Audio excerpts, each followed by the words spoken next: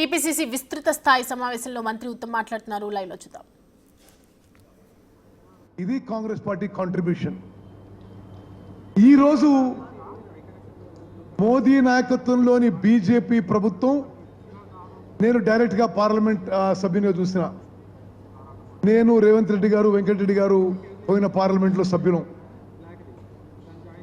పార్లమెంట్లో ప్రతిపక్షాలకు గొంతు ఉండదు,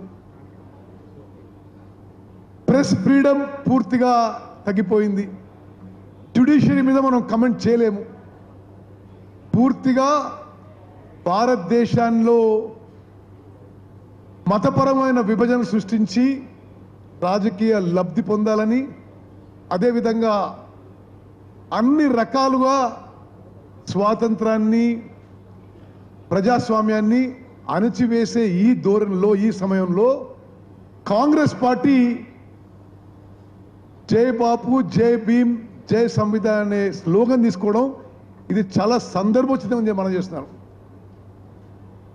ఈ టైంలో ఎస్పెషలీ దేశంలో డెమోక్రసీ క్రష్ చేసే ఈ టైంలో ఈ స్లోగన్తో ముందుకు పోవడం మనందరికీ, మనకి, మన కుటుంబాలకి, మన పిల్లలకి, వాళ్ళ పిల్లలకు కూడా అవసరం చెప్పి మనం చేస్తున్నాం. అదేవిధంగా మరి మన ప్రభుత్వం వచ్చిన తర్వాత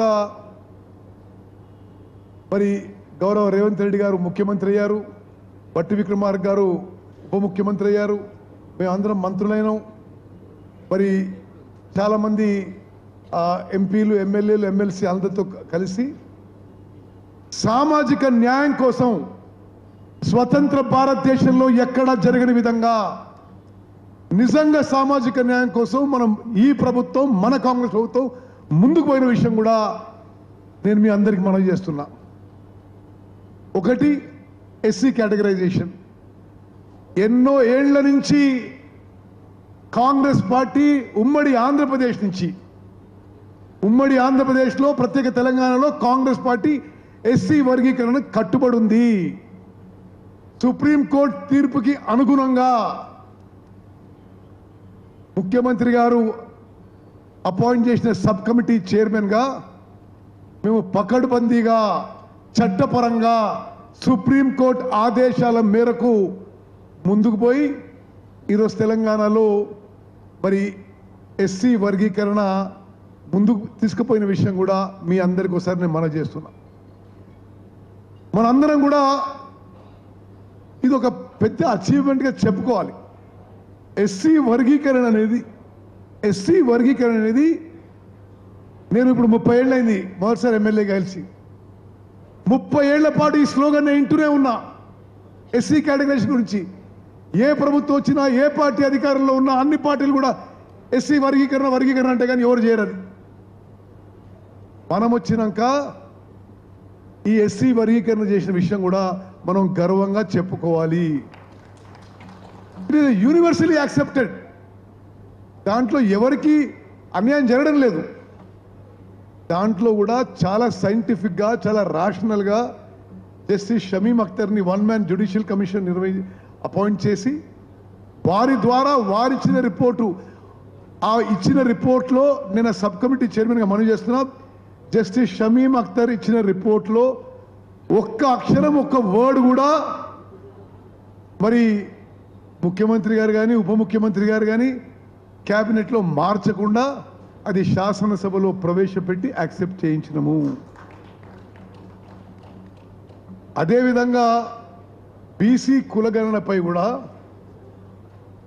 స్వతంత్ర భారతదేశంలో బీసీ కులగణన ఎవరూ చేయలేదు. The last known caste census was in 1931. తెలంగాణలో బీసీ క్యాస్ట్ సర్వే మీకు సంఖ్య చెప్పాలి. 94,000 మంది ఎన్యూమరేటర్స్, 10,000 మంది సూపర్వైజర్స్, 104,000 మంది ఏకాగ్రతతో, పూర్తి ఫోకస్తో, కాన్సన్ట్రేషన్తో 50 రోజుల పాటు మరే కార్యక్రమం లేకుండా ఒక్కొక్క ఎన్యూమరేటర్కి ఒక్కో రోజుకి 10 కంటే ఎక్కువ పని ఇవ్వకుండా వాళ్ళందరికీ పని చేసినందుకు గవర్నమెంట్ నుంచి కొంత ఇన్సెంటివ్ ఇచ్చి 160 కోట్ల రూపాయలు ఖర్చు పెట్టి మన ప్రభుత్వం బీసీ కులగణన పూర్తి చేసిందని చెప్పి నేను మనవి చేస్తాను. మనందరం గర్వపడాలి. కాంగ్రెస్ పార్టీ మూల సిద్ధాంతాలు ఇంక్లూజివ్ గ్రోత్, సోషల్ జస్టిస్. బయట ఎవరు ఏమి విమర్శించినా నేను మీకు ఈరోజు చెప్తున్నా, ఆ బీసీ క్యాస్ట్ సర్వే కూడా నేను క్యాబినెట్ సబ్ కమిటీ చైర్మన్గా చాలా పకడ్బందీగా చేయడం జరిగింది. ఈ దేశంలో ఎన్నడూ ఎక్కడ ఈ విధంగా చేయలేదు. ఆ అంకెలు కానీ ఆ పర్సంటేజ్లు కానీ ఎవరో పనికిరాడు ఏదో పిచ్చి పిచ్చిగా మాట్లాడతాడు. ఆ రికార్డులో ఏమీ తేడా ఉండదు. ఒక 16 లక్షల మంది అందులో పాల్గొనలేదు. సరే, వాళ్ళ ఇంట్లో లేరో, వాళ్ళకి ఇష్టం లేదో. కేసీఆర్ కుటుంబ సభ్యులు ఎవరు పాల్గొనలేదు. మరి వాళ్ళు కూడా సామాజిక న్యాయం కూడా మాట్లాడితే ఎట్లా? మరి నేను ఎందుకు మీకు మనం చేస్తున్నా అంటే,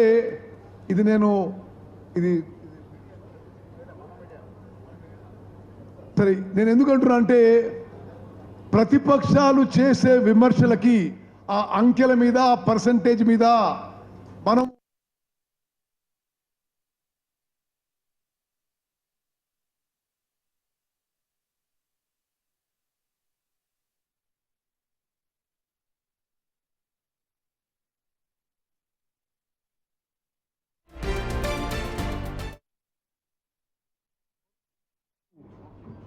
we stand by those figures. Government stands by those figures. ఇంకో విషయం, 16వ తారీఖు నుంచి 28వ తారీఖు వరకు ఏది బయట ఎవరెవరు లొలి పెడుతున్నారు, ఈ ఫిగర్ సరిగా లేదు, మా పేరు లేవు, మాది లేదు. Again opportunities given. ఎవరన్నా మీ పేరు లేదు అనుకుంటే నమోదు చేసుకోండి అని. Now how somebody can have a complaint? ఎందుకంటే ఆ సాఫ్ట్వేర్ ఎట్లుందంటే, ఎవరైనా రెండోసారి నమోదు చేసుకుంటే అది యాక్సెప్ట్ చేయదు. It's a very advance software. So నేను ఒకటే విషయం మీకు మనం చేస్తున్నా అంటే, బీసీ క్యాస్ట్ సర్వే చాలా కాంపిటెంట్గా, చాలా సైంటిఫిక్గా, చాలా రాషనల్గా చేయబడ్డది. గతంలో వీళ్ళు ఏదో అంకెలతో పోలుస్తారు. ఏ అంకెలతో పోలుస్తున్నారు? 2017 సమగ్ర కుటుంబ సర్వే జరిగిందట. అప్పుడు నేను ఎమ్మెల్యేని, నాకు కూడా తెలియదు. అంటే ఏమంకెలవి? అది అసెంబ్లీలో ప్రవేశపెట్టలే, క్యాబినెట్లో పెట్టలే, ఎన్నడూ పబ్లిష్ చేయలే. దాంతో పోలుస్తూ అంటున్నారు. అసలు వాళ్ళు ఇచ్చే ఫిగర్స్కి ఎక్కడా సార్థకత లేదు. Those are not published figures. అయినా సరే, even if you accept those figures, బీసీల విషయంలో పర్సంటేజ్ పెరిగింది. వాళ్ళు చేసిన సర్వేలో 51% ఉంది. మనము అన్ని కులాలు మతాలు కలుపుకొని బీసీల సంఖ్య 56.5%గా తేల్చడం జరిగింది. 51% నుంచి 56% పెంచడం జరిగింది. అదేవిధంగా ఇంకో తప్పుడు వార్త, ఓసీల సంఖ్య వాళ్ళు చూపెట్టినప్పుడు అదొక మరిచినారెడ్డి హెచ్ఐడి ఇన్స్టిట్యూట్ వాళ్ళ దగ్గర ఉన్న ఫిగర్స్ అంటే వాళ్ళ దగ్గర ఉందని చెప్తే ఆ వెబ్సైట్ నుంచి తెప్పించుకున్నాం. 21% నుంచి 15% తగ్గింది. అంటే నేనేమంటున్నా అంటే, ఎస్సీల ఫిగర్ పెరిగింది, ఎస్టీల ఫిగర్ పెరిగింది, బీసీల ఫిగర్ పెరిగింది, ఓసీల ఫిగర్ తగ్గింది. మరి ఇంతకంటే పారదర్శకంగా మరొక సర్వే చేయడం ఇది వీలు కాదు.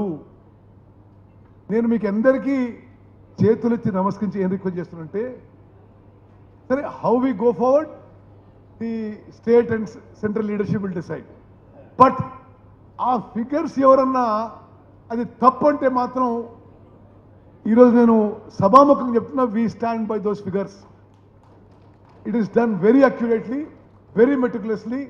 ఇప్పుడు సరే, మనం పడలేదనో లేకపోతే మనకి రాజకీయంగా డ్యామేజ్ చేయాలనో ఏమైనా ఉండొచ్చు, కానీ కాంగ్రెస్ కుటుంబ సభ్యులుగా ఆ సర్వేని డిఫెండ్ చేయాల్సిన బాధ్యత మీ అందరి మీద ఉందని చెప్పి నేను సవినయంగా వినతి చేస్తున్నాను. అదేవిధంగా ఒక 2 నిమిషాలు మన సంవత్సర ప్రభుత్వం వచ్చిన తర్వాత అనేక విషయాల్లో స్వతంత్ర భారతదేశంలో ఎక్కడా ఎన్నడూ జరగని విధంగా మనం ముందుకు పోయినాము. సరే, కొన్ని విషయాల్లో కొంతమంది కోపం ఉండొచ్చు, కొన్ని విషయాల్లో కొన్ని లోపాలు జరిగి ఉండొచ్చు. ఓవరాల్ మనం గవర్నమెంట్ పర్ఫార్మెన్స్ చూస్తే గతంలో ఎన్నడూ లేని విధంగా మన ప్రభుత్వం ముందుకు పోయిన విషయం మనం గర్వంగా చెప్పుకోవాలని చెప్పి మనం చేస్తున్నాం. మీకు ఒకటే విషయం చెప్తున్నా, ఒక అంకె చెప్తున్నా.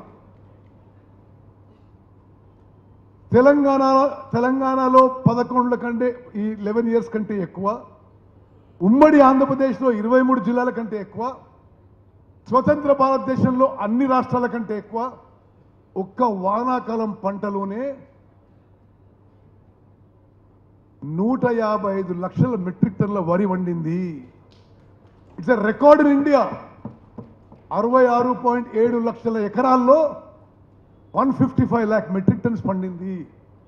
అంటే అది మన ప్రభుత్వం పనితీరుకి ఒక ప్రతిబింబిస్తుందని చెప్పే విషయం కూడా మనం చేస్తున్నాం.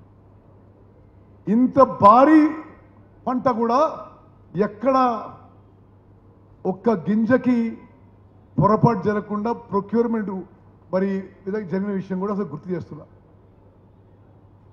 అదేవిధంగా మరి వేదిక మీద పెద్దలకు కూడా చెప్తున్నా, నార్మలీ వానాకాలం పంటకి రబీ పంట తగ్గిపోతుంది.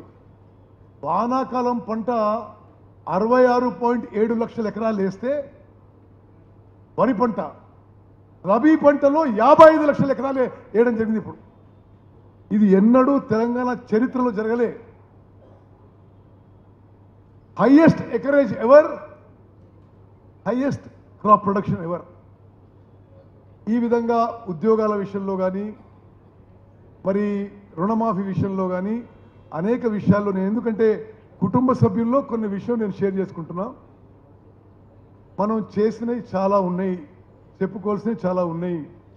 కానీ ఆ విధంగా మరి మనందరం గట్టిగా మరి జనంలోకి తీసుకుపోతలేని విషయం కూడా ఇది ఒక అక్షర సత్యం అని చెప్పి మనం చేస్తున్నాను. ఎస్, ఒక గవర్నమెంట్ వచ్చిన తర్వాత కొంతమంది కార్యకర్తలకి, కొంతమంది నాయకులకి కొంత ఇబ్బంది అనిపిస్తుంది. సరే, మాకు కూడా సరి అయిన పదవులు వస్తే బాగుండేది, మాకు కూడా మేలు జరిగితే అని బాగుండేది, కొంత కమ్యూనికేషన్ కూడా పెరగాలని చెప్పి కూడా నేను గౌరవ పిసిసి ప్రెసిడెంట్ గారికి, గౌరవ ముఖ్యమంత్రి గారికి కూడా మనవి చేస్తున్నా. ఆ ఒక్క విషయంలో చాలా మిస్అండర్స్టాండింగ్ కానీ కమ్యూనికేషన్ గ్యాప్ కానీ తీరిపోతుందని చెప్పి నేను మనవి చేస్తున్నాను. I'm submitting to the honourable AICC General Secretary that when a government comes, there is certain amount of dissatisfaction because we can't satisfy everybody, but at the same time, whatever is a nominated posts or other kinds of benefits, we should do it in a way that the majority are satisfied. More important, Honorable PCC President and Honorable Chief Minister and you, Madam, as AICC in charge, I think we should all have more communication with our leaders and workers so that whether we can address a specific issue or not, their grievance can be heard. This is one issue that constantly comes up wherever we go. అదే విధంగా most రీసెంట్గా ఒక సంఘటన జరిగింది. Irrigation మంత్రిగా నేను మీకు సమాధానం ఇవ్వాలి. SLBC టనల్ 2005లో నిర్మాణం మొదలుపెట్టి ఒక 20 ఏళ్ళు పూర్తయింది. దాన్ని కడుతూ 44 కిలోమీటర్ల టనల్ అది. ప్రపంచంలోనే ఆ టనల్ పూర్తయిన తర్వాత it is the longest tunnel for irrigation. మధ్యలో ఎక్కడ అవుట్లెట్ కూడా లేదు. The tunnel is 400 meters below wild life sanctuary. సరే, ప్రకృతి వైపరీత్యాల వల్ల, ఇతర కారణాల వల్ల ఒక చోట కొంత యాక్సిడెంట్ జరిగింది. నేను ఈరోజు ఇరిగేషన్ మంత్రిగా ఈ సభాముఖంగా మనం చేస్తున్నాను.